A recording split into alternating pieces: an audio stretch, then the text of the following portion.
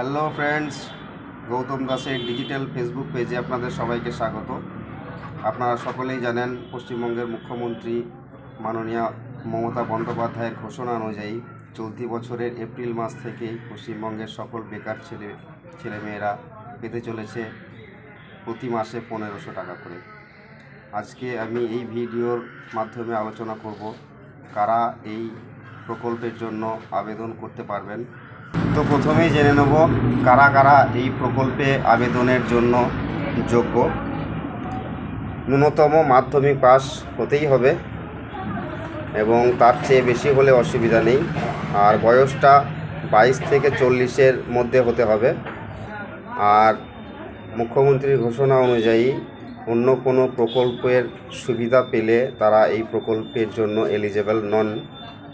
তো এখন অনেকে প্রশ্ন করছেন বা বিতর্ক চলছে, যারা কৃষক বন্ধু পাচ্ছে তারা এটার জন্য আবেদনের যোগ্য কিনা। তবে এই প্রশ্নের উত্তর এখন অফিসিয়ালি জানা যায়নি।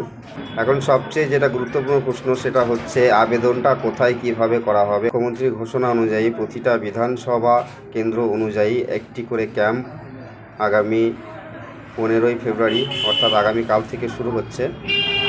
খুব সম্ভবত আপনার নিজ নিজ এলাকার বিডিও অফিস বা ব্লক অফিসেই একটি করে ক্যাম্প বসতে চলেছে।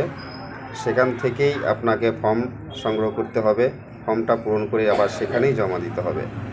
আর অফিসিয়ালি ফর্মটা আমিও হাতে পাইনি, তাই এই মুহূর্তে ফিল আপ করে দেখাতে পারছি না। আগামীকাল ফর্মটা হাতে পেলে অবশ্যই আমি ফিল আপ করে দেখাবো।